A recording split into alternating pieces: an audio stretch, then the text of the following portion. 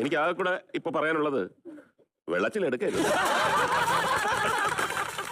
നമ്മുടെ ഫോണിന് എന്തോ ഒരു ഇമ്പോർട്ടൻസ് കൊടുക്കുന്നുണ്ടെന്ന് നമ്മൾ ഐഫോൺ നോക്കി കഴിഞ്ഞാൽ മനസ്സിലാവും. ആൾക്കാർ 1.5 ലക്ഷം രൂപയ്ക്ക് മൊബൈൽ മേടിക്കുക എന്നുള്ളൊരു മൈൻഡ് സെറ്റിലോട്ട് വന്നിട്ടുണ്ട്. പക്ഷെ ചില ആൾക്കാരാണ് അതിലും വ്യത്യസ്തം. അവർ സാധാരണ ഫോൺ മേടിച്ചിട്ട് അതിൽ ഐഫോണിന്റെ റിംഗ് ടോൺ ഇടും.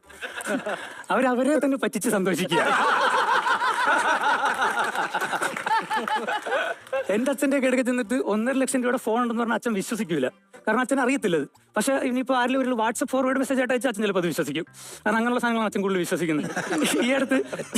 ഈ അടുത്ത് അച്ഛൻ ആദ്യമായിട്ട് നമ്മളൊരു സ്മാർട്ട് ഫോൺ മേടിക്കാൻ വേണ്ടി പോയി. അപ്പോഴത്തേക്കും കട ചെന്നപ്പോഴത്തേക്ക് പുള്ളി അത്യാവശ്യം നല്ലൊരു ഫോൺ തന്നു. ഇത് അത്യാവശ്യം നല്ല സ്പെക്കുള്ള ഫോണാണ്, 20,000 രൂപ ഉള്ളത്. അത് കേട്ടപ്പോൾ അച്ഛൻ പറഞ്ഞു, അങ്ങനെയാണെങ്കിൽ എനിക്കൊരു TV മതി, അതാണ് ലാഭം. പിന്നെ അത് വെക്കാനും മാത്രമുള്ള സൈസിൽ പോക്കറ്റ് അടിക്കുന്ന ടെക്നിക്കൽ പ്രശ്നം കാരണം നമ്മൾ മൊബൈൽ തന്നെ മേടിച്ചു. സംഭവം ഈ മൊബൈലും സോഷ്യൽ മീഡിയയൊക്കെ വന്ന കാരണം ആൾക്കാർ ഇപ്പോൾ ഭയങ്കര കണക്റ്റഡാണ്. ആൾക്കാർക്ക് എല്ലാം അറിയാം.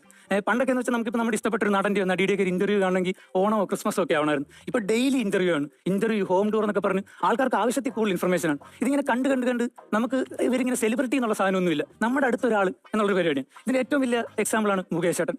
കാരണം എവിടെയെങ്കിലും കിടക്കുന്ന ഒരുത്തിന് രാത്രിയിൽ എന്തെങ്കിലും മനസ്സിൽ വിഷമം വന്ന് അവൻ ആദ്യം ചിന്തിക്കുന്നത് എന്നാൽ പിന്നെ മുകേഷ് ചേട്ടനെ ഒന്ന് വിളിക്കാം.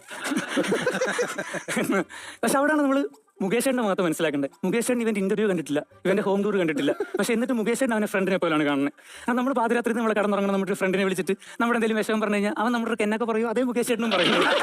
എൻ്റെ വീട്ടിൽ പറഞ്ഞാൽ അച്ഛനും അമ്മയും ഫോൺ ഉപയോഗിച്ച് തുടങ്ങി. പിന്നെ എൻ്റെ വീട്ടിൽ ഇപ്പോൾ വന്നിരിക്കുന്ന ഏറ്റവും വലിയ അപ്ഡേഷൻ എന്ന് പറഞ്ഞു കഴിഞ്ഞാൽ, പണ്ട് വീട്ടിൽ വിളക്ക് എത്തിച്ച് കഴിഞ്ഞാൽ സന്ധ്യയ്ക്ക് എൻ്റെ വീട്ടിൽ അമ്മയായിരുന്നു നാമം ചൊല്ലിക്കൊണ്ടിരുന്നത്.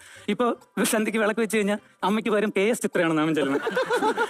കാരണം അമ്മ നാമം ചെല്ലുന്നതിന് പകരം എളുപ്പത്തിന് യൂട്യൂബിൽ പാട്ടിട്ട് കൊടുത്തേക്കാണ്, ദൈവം കേൾക്കാൻ വേണ്ടിയിട്ട്. പക്ഷെ ഇടയ്ക്ക് അമ്മ ഇതിൽ നിന്ന് ശ്രദ്ധിച്ചിട്ട് അമ്മ അടുക്കളയിലൊക്കെ പോകുമ്പോഴത്തേക്ക് ആട് വരുന്നത് സ്കിപ്പ് ചെയ്യാൻ പറ്റാതെ ദൈവം യോയോ ഹണി സിംഗിന്റെ പാട്ട് കേട്ടോണ്ടിരിക്കുന്നു.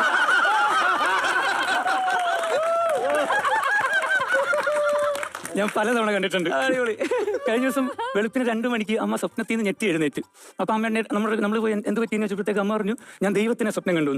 മിക്കവാറും ദൈവം വന്നിട്ട് അമ്മയോടൊക്കെ പറഞ്ഞേക്കുന്നത്, എന്റെ പൊന്നുരാജി നീ വെള്ളിയാഴ്ച പുഷ്പാഞ്ജലി കഴിച്ചില്ലേലും വേണ്ട, നീ എങ്ങനെയല്ല പ്രീമിയം ഒന്ന് എടുക്ക്. ഞാൻ പരസ്യം കേട്ട് മടുത്തു. എനിക്ക് എങ്ങനെ ഇവിടുന്ന് പ്രൈസ് അടിക്കുവാണെങ്കിൽ ഇത് യൂട്യൂബിൽ വരുമ്പോഴത്തേക്ക് എന്തായാലും നല്ലൊരു ശതമാനം ആൾക്കാർ പറയും ഇത് ഇത്ര ലക്ഷത്തിനൊക്കെ ഉള്ളതുണ്ടോ എന്ന്. അങ്ങനെ സംശയമുള്ള ആൾക്കാരോട് എനിക്ക് പറയാനുള്ളത്, നിങ്ങളുടെ അങ്ങനെയുള്ള എന്ത് പ്രതികരണവും നിങ്ങൾക്ക് മുകേഷ് ചേട്ടനെ വിളിച്ചറിയിക്കാം.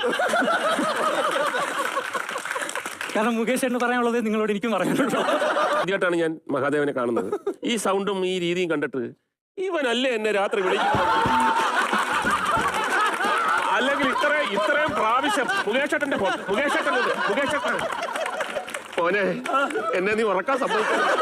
ഇപ്പൊ ചോദിക്കും മുകേഷ് ചേട്ടാ, അന്തസ് വേണോ അന്തസ്.